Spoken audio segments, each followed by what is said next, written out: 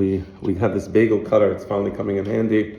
Perfect stand for the. I forgot my stand today. Well, So. I was gonna say, I'm watching the videos that aren't just of our class, the ones that you post occasionally. Yeah. Great. Yeah.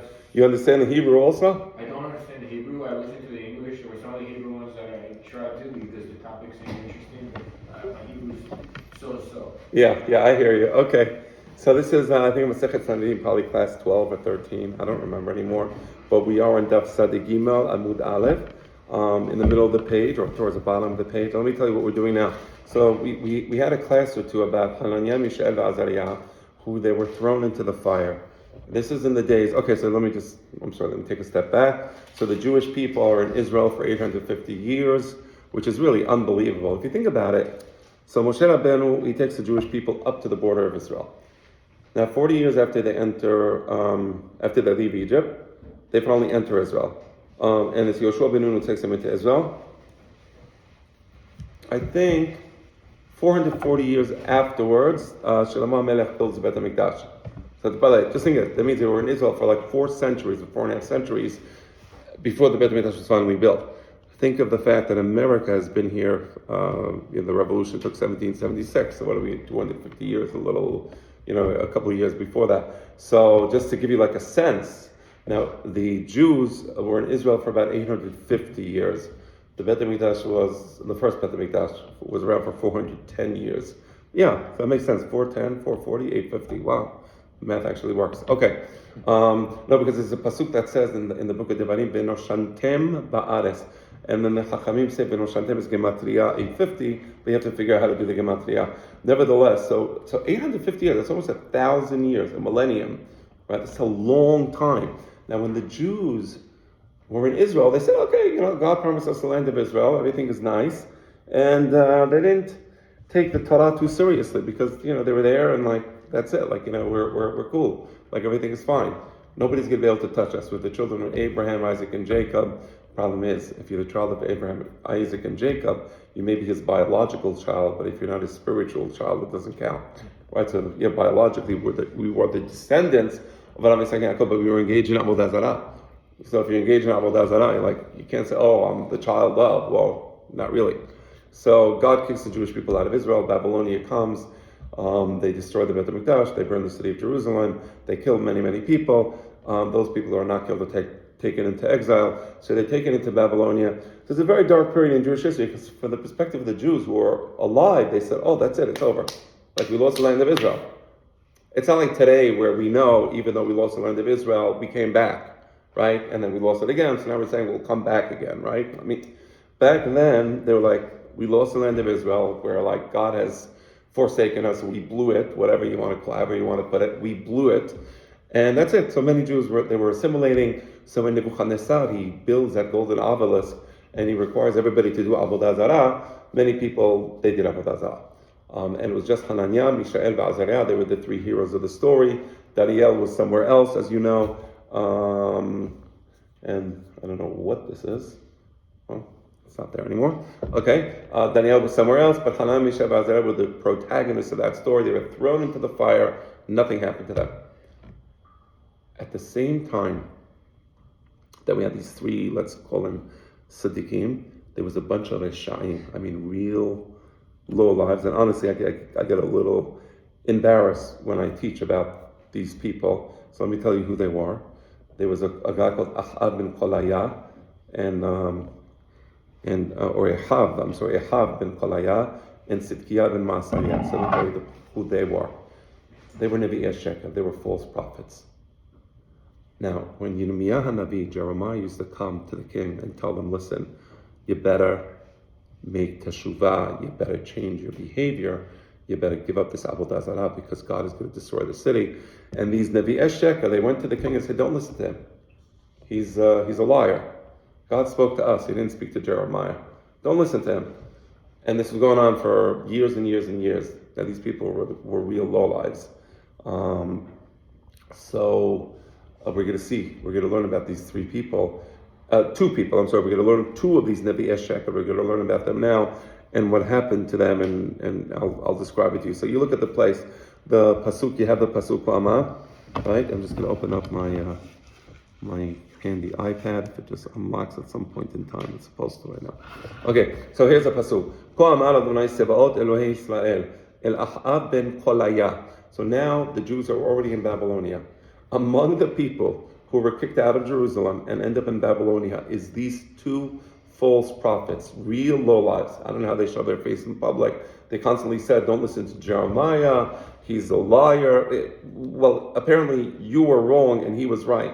By the way, did you ever see a politician on TV get up and say, I've made a mistake, I was wrong? It never happens, right? That just tells you something about the personality of people with power. So these guys are there, they didn't do anything wrong. I mean, other than the fact that the whole country was destroyed, hundreds of thousands, who knows how many people, exiled, massacred, right? And there they are in public. So God was enraged at them. And Jeremiah is sent to the following prophecy. And he says, this is God's message to Ahav ben Kolaya, that was the first guy. The El Tzidkiyahu ben Ma'aseyah, that was the second guy. And I don't like these people because Hanibeim Bishmi Shaked, because they spoke lies about me. That's what Hashem says. You guys, you mischaracterized my words. Now, you want to do something bad in your life? Don't. But if you're going to do it, don't say, oh, God told me to do this. Because that's like sacrilegious in an unbelievable way. You're desecrating God's name, right? You're desecrating God's name. So God is angry at these people, and he says as follows, Uchtiv, Velukach mehem kelala. And this is what I'm going to do to these people. What I do to these people is going to be so terrible that if you want to curse someone, you know when your son comes to you, your children come to you, Erev Shabbat, you give them the beracha. So the beracha is, Yasimecha Elohim ke'Ephraim v'Chimnasheh. You say, you should get the beracha of Ephraim and Menashe. They were the sons of Yosef. The sons of Yosef had a special beracha from Yaakov Avinu. So you say about your sons, you should get their beracha. God is saying, these people, what I'm going to do to them is going to be so horrible that if somebody wants to curse his friend, Velukach mehem kelala lechol galut Yehuda, any Jew in the galut, asher bevavel lemor, any Jew in the galut in Babylonia, if they want to curse someone, you know what they're going to say? Yesimecha Adonai kesidkiyahu uch ehav. God should curse you like you're really angry at somebody, right? You're really angry, so you go nuts. What's the nuttiest thing you can say to him? God should curse you like he cursed Sidkiyahu and Ehav. And what happened to them? Asher kalam melech Bavel ba'esh, because the king of Babylonia is going to roast you in a fire. Okay, that's the pasuk, that's the curse. And the Gemara says, you look at the word kalam, Asher serafam, it doesn't say God is going to burn them. Asher serafam lo ne'emar. It doesn't say God is going to burn them in the fire. El asher kalam, he's going to roast them. So what does it mean? Amar Rabbi Yochanan, Mishum Rabbi Shimon ben Yochai, Melamed she'asa'an kelayot. It means he's going to roast them like somebody. You ever roast like peanuts, like the raw peanuts on like a fire, very, very low fire, you roast them overnight? So that's keliyah. Keliyah is what you do to the peanuts or to the almonds, right? If you ever make like in your house, you buy raw almonds, you put some water with salt, and then you roast it in the fire, it comes out delicious, right? So what does that mean? So I didn't know what that means. And I checked the book of the Ben Ish Chai. He has, as you know, we all know the Ben Ish Chai Halachot, the Ben Ish Chai on the Parashat HaShavua. He has a book on the Gemara. It's called Sefer Ben Yehoyadan, and he explained it to me in his book. And it's as follows. He says, normally when you burn someone, you burn them to ashes and there's nothing left. Like what happened October 7th, Chazak. Those people, they were literally burnt, and then comes the Zaka, and they can't even identify. It's like this, they had to spend God knows how much time to try. They send it to a special lab, I think in the US, maybe one of you mentioned it, to try to identify the DNA. Okay, so that's when you burn someone. But then Keliyah, and I want to explain to you what happened. He didn't want to burn them like that. He wanted their faces and their bodies to be recognized, so anybody who passes by will see them. So he roasted them slowly on the fire, so that they die a slow, excruciating pain.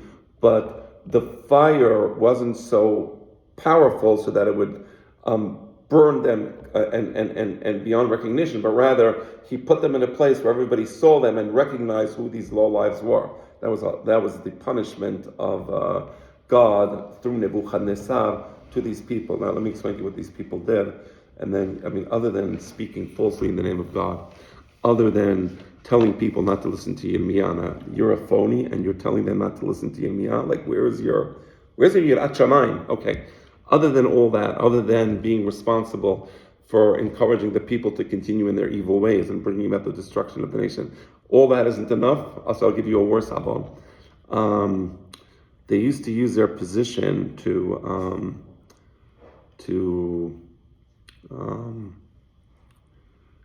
so they had students or friends or whatever, and they had relations with the wives of these people. Worst thing. Worst abuse of power is you're a religious figure and you do that. Unfortunately, I hate to say it, but I've heard things like that. If anybody ever says, "I want to see your wife," piece of garbage. Just a piece of garbage. No real rabbi wants to see your wife. Okay, unless it's with you. If it's with you, it's with you. I'm not talking about that. But sometimes you have these supposed Kabbalistic rabbi, just garbage. He should have the fate of these two, Sitkiah and Ehab. That's what should happen to these so-called rabbis. Anyway, so I needed to give that background. Okay. And that's what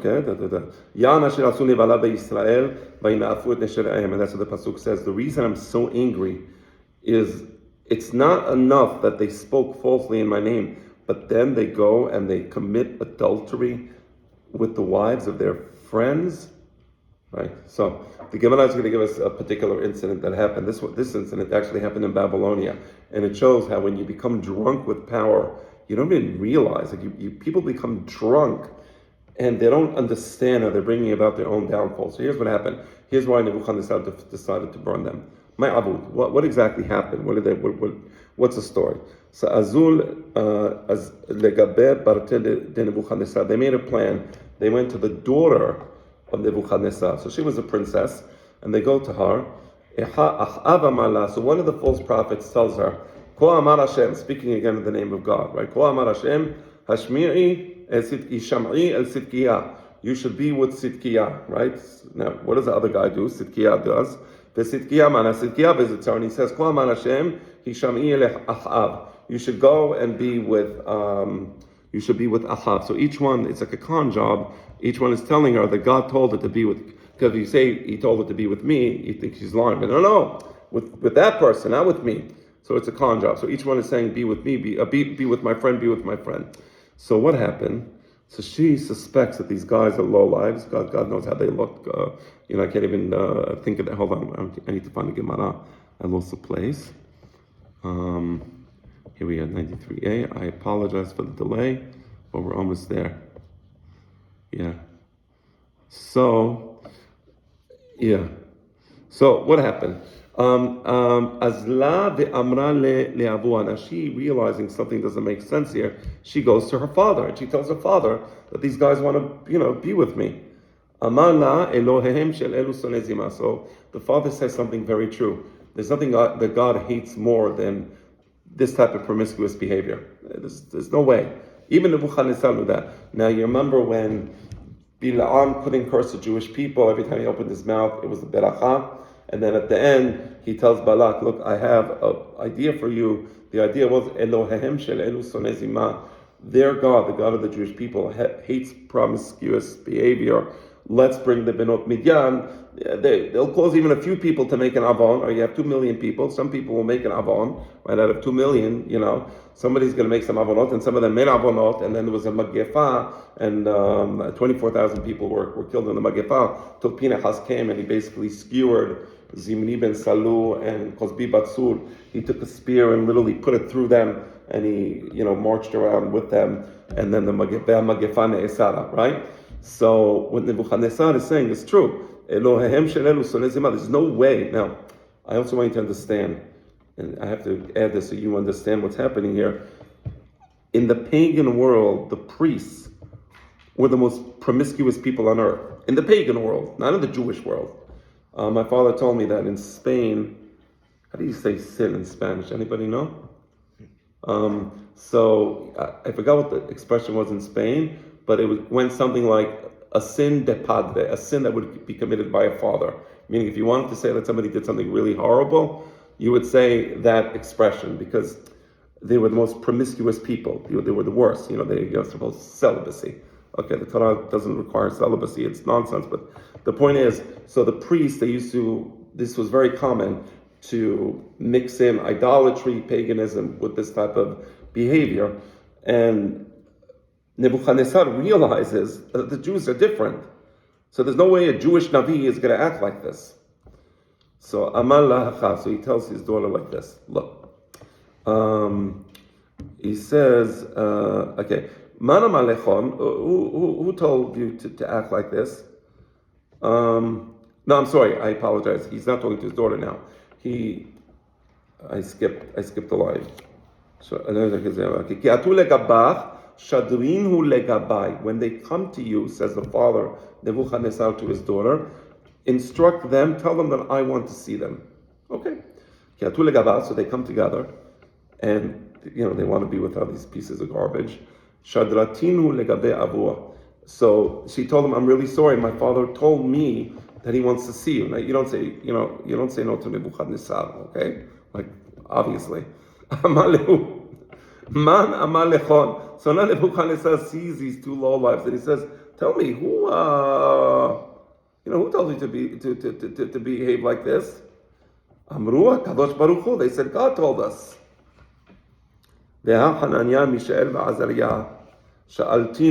wanted to let you know something. Before you guys came here, I spoke to Hananiah, Mishael, and Azariah, and I asked them, is it true that God would let people behave like this? The Amru li asur. And I said, of course it's asur. Now this lady isn't even married. She's a goya. She's not married, but obviously it's asur. To be with a married woman, Elohim yishmor, lo tin'af. It's yihareg ve'al ya'avo. But even this that she's unmarried and she asur. Amru le anan nameh nevi'eh kavatar. So they said, oh, well, you know what? We're also prophets. You're asking Hananiah, Mishael, and Azariah. We're prophets. Ledidu lo amalu. It's true that God didn't speak to them about the matter. Ledidan amalan. God spoke to us. By the way, just anytime somebody tells you how you should behave because God spoke to him or not, he's a liar. Because according to halakha, the Torah was already given. We don't need a Navi to tell us what the halakha is, right? The Torah was given by Moshe Rabbeinu. We have the Sanhedrin, we have the Gemara, the Mishnayot, Harambam, Shulchan Aruch. That's it. God says, God told me in a Navi you should put on 3 tefillin. I have the Nebu'ah. I'm a Navi. God told me, it's nonsense, right? So all these supposed, heebie-jeebie people, the ones that speak like that, okay. So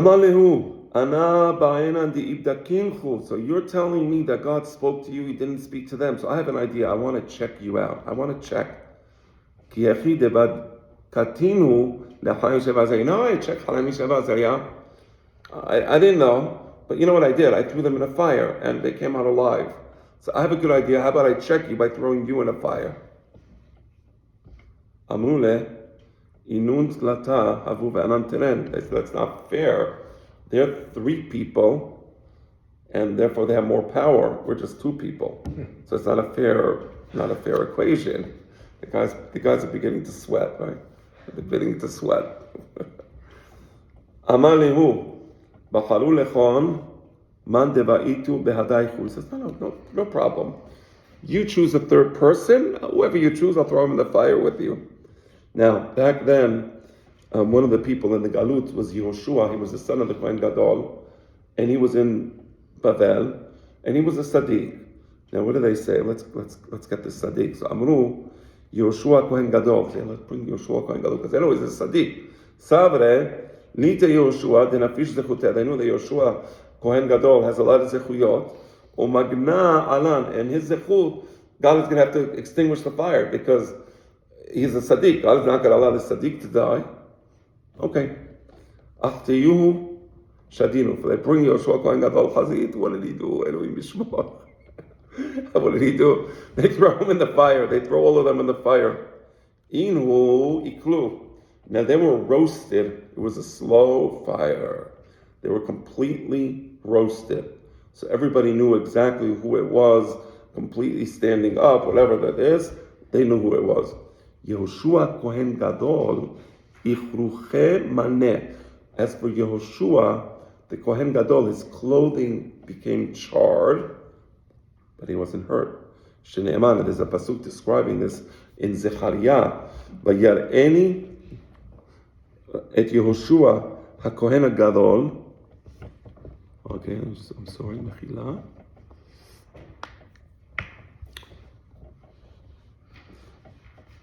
Vayar'eni et Yehoshua HaKohen Gadol. Zechariah sees Yehoshua the Kohen Gadol, Omed lifnei Malach Adonai, standing there in the presence of the angel of God.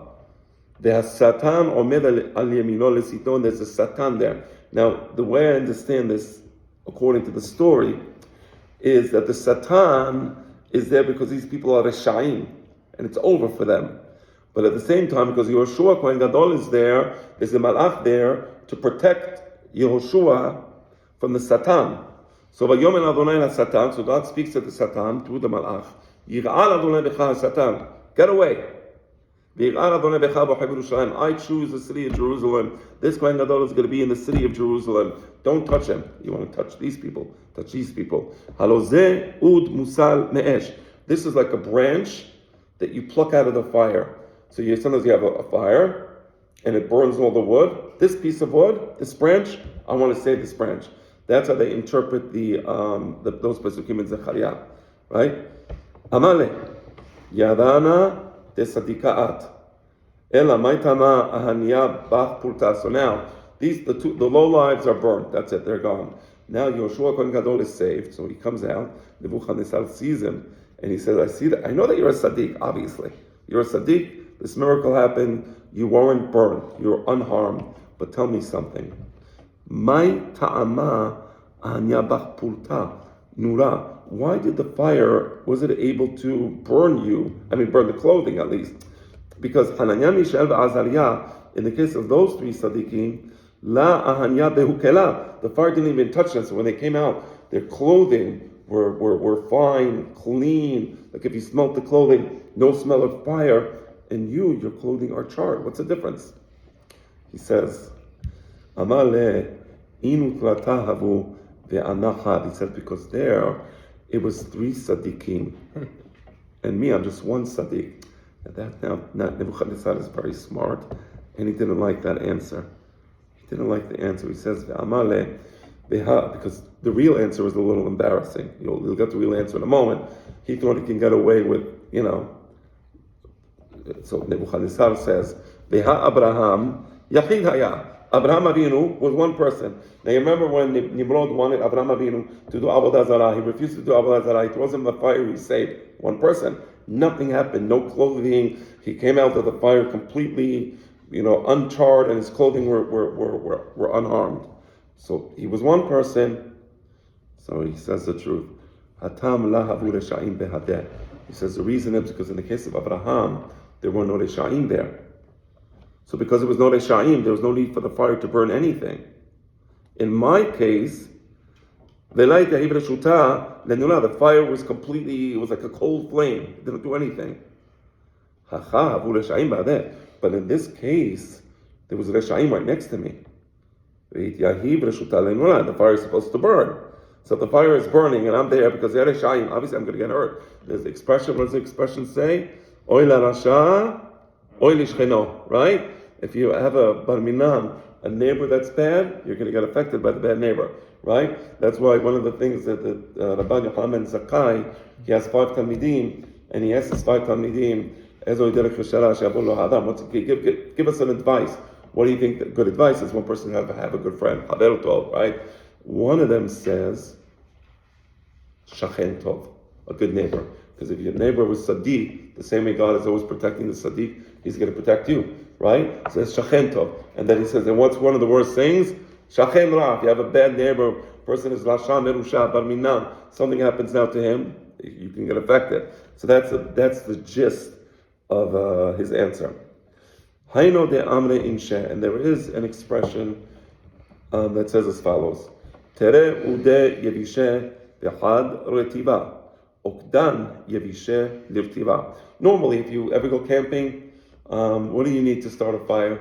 You need dry firewood. You ever go to a ski resort and you have like the logs?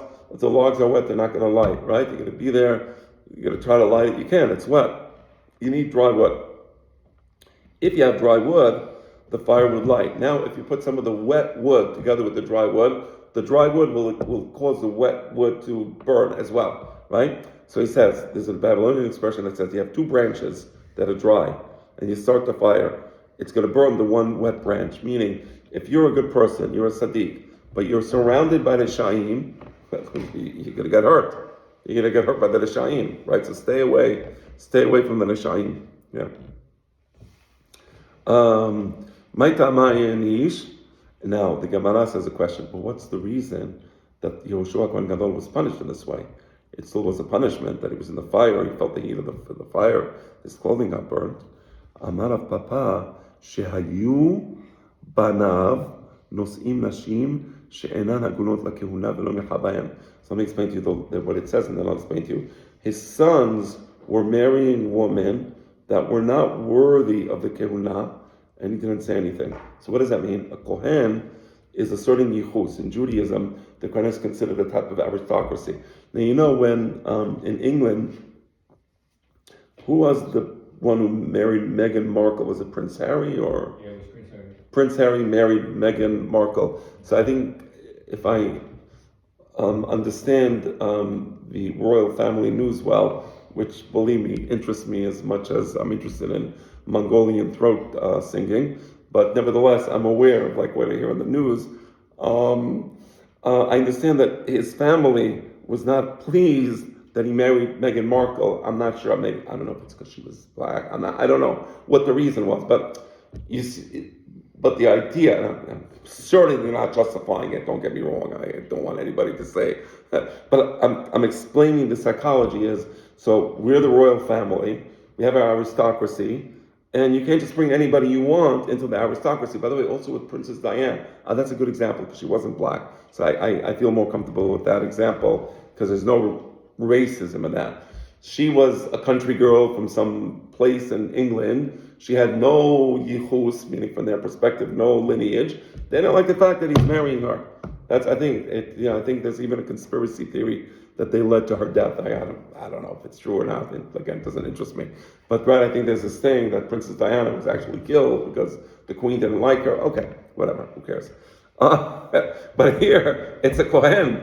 Ya'eni, you're a Kohen. Your children are going to be in the Bet HaMikdash, serving in the Bet HaMikdash. They're going to be eating teruma. They're going to be eating kadashim. And you're going to let your sons marry women who are not worthy, who are not so shomrei Torah u'mitzvot. And then your sons, they're going to be the ones in the Bet HaMikdash. You can't just let you're a Kohen and you're getting ready to build the second Bet HaMikdash, and you can have your sons marry whoever they want to marry. So because he wasn't makpid on his sons, that's why he got burnt in the fire. That was the punishment for that. And again, he came out alive, right? Didn't you say that he said that he didn't really feel the burn? He just felt like a cold flame? Yeah, exactly. He didn't. It was just the clothing got burned, but still, it's a punishment. I mean, imagine you're sitting there in the fire and the heat is burning your clothing. You're like, this is getting really close for comfort. And it's like a slight slap in the face, right? I remember reading in one of the Haftarot that Hashem basically gave him a pass for that. And Yoshua got a pass for, basically not necessarily endorsing his sons marrying out, right? But basically saying cut him some slack, like it's fine. Exactly. That's a pesukim we read exactly. But yet, any Yoshua Kohen Gadol that the clothing were that he was wearing dirty clothing, and that's a haftarah where it says Yik'ar Adonai b'cha Satan, that the Satan wanted to burn him, but God says no, don't burn him, even though his children, his sons, were marrying women that were not worthy. Exactly, that's from the haftarah.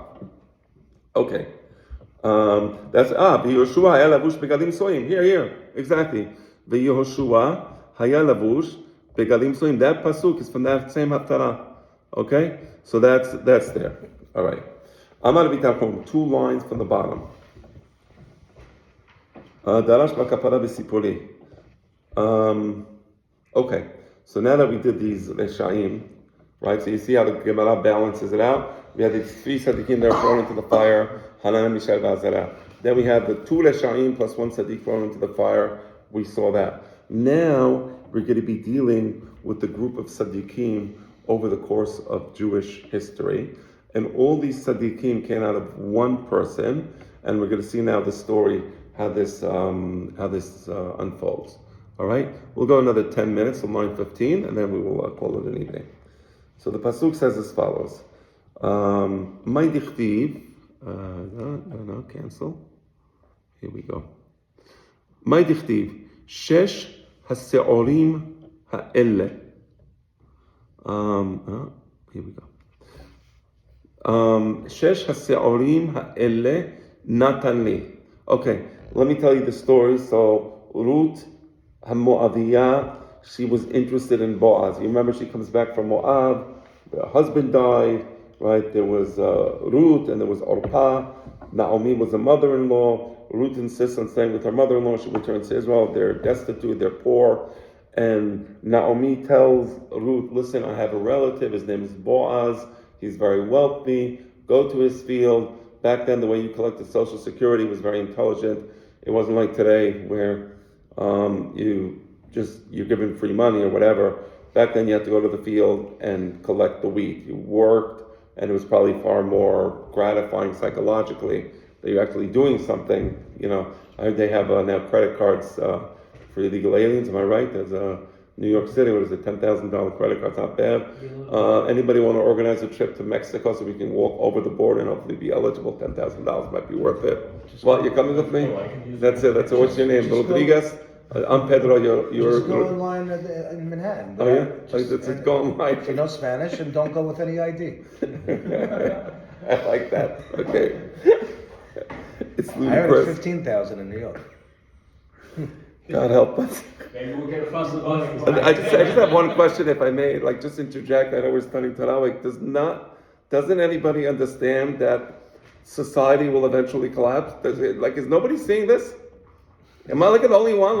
Have we never studied any history? Don't we know what happens in communist societies where you keep just giving out money for free? What is the big secret here? I thought we learned a lesson from 3 years ago. Apparently not. And even then, I remember we used to get these, not me, I used to remember people used to get free checks in the mail. Mm-hmm. Okay, I don't want to say who.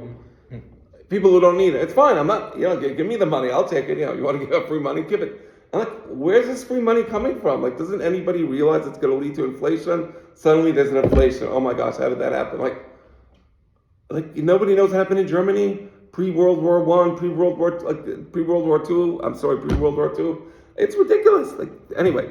All right, so here the Social Security was very intelligent. You go to the field, there's a part where the poor have a right to harvest. They have to work under the sun, sweating, and harvest the wheat and take it home. So what happened is that this Ruth, apparently she was very, I don't know what the word is, fritish, rude. So she knows where Boaz, she sneaks into his bedroom at night, because back then, they were sleeping by the field because it was the harvest season. And he doesn't touch her. He really was a tzaddik, but she let him know that she would like him to marry her and be her goel, so to speak, and in place of her husband, who was his cousin, right? Because she was married to the son of Elimelech, and now she wants him to marry her. So she let him know that. And then, as she's leaving, he says, well, we'll see tomorrow, we'll be in the Betin, and whatever happens, eventually he does marry her, right? But in the meantime, take these shesh haseorim. The pasuk says, take these 6 barleys. And she brings these 6 barleys back to Naomi, right? So the pasuk says that when she sees her mother-in-law, Naomi, and she tells her what happens, she relates the story, and she says, Shesh haseorim ha'elle natan li. These 6 barleys, Boaz gave to me.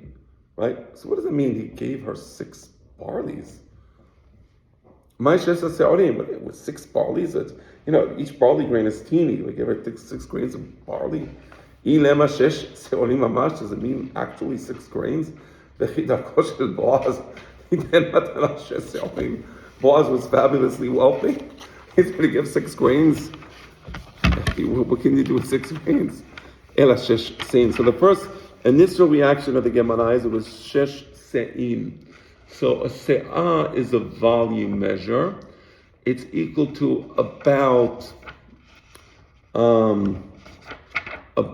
8 liters, maybe 8.2 liters, and it comes out to something like 2 gallons. So imagine like a 2-gallon basket. So he gives her 6 2-gallon baskets of barley. That makes sense. Okay, that's a lot. So then the Gemara says, also that doesn't make sense. How the heck is Naomi going to walk around with these 6, 2-gallon things of barley? So the Gemara says, Ela ramaz la, it was a remez. He was giving her, he had some sort of maybe Ruach HaKodesh, I don't know what, but he was letting her know, she'atidin shisha banim naset mimena. He was hinting to her that there's going to be 6 seeds that come out, meaning it was 6 seeds of barley, it was only 6 seeds, not because an act of tzedakah, but to let her know that there will be 6 seeds that come out of her, which will, and each one of the 6 seeds will get 6 blessings, right? And now we're going to see, the Gemara is going to go through what these were. So let's just do, for 3 minutes, let's do the first one. The first one is David, the Elohim David. First one was David HaMelech, who came from Ruth HaMoaviyah, and Boaz, right? Boaz married Ruth, so there was David, great-grandson. Mashiach, eventually the future Mashiach, wherever he is, comes from David, also from David HaMelech, so also from Ruth HaMoaviyah and Boaz, and we're going to see a little about the Mashiach. That's going to be further down. Daniel, the hero of our previous story, Hananiah, Mishael, Azariah. So these 6 people, David, Mashiach, Daniel, Hananiah, Mishael, Azariah, these 6 all came from Boaz and Ruth HaMoaviyah.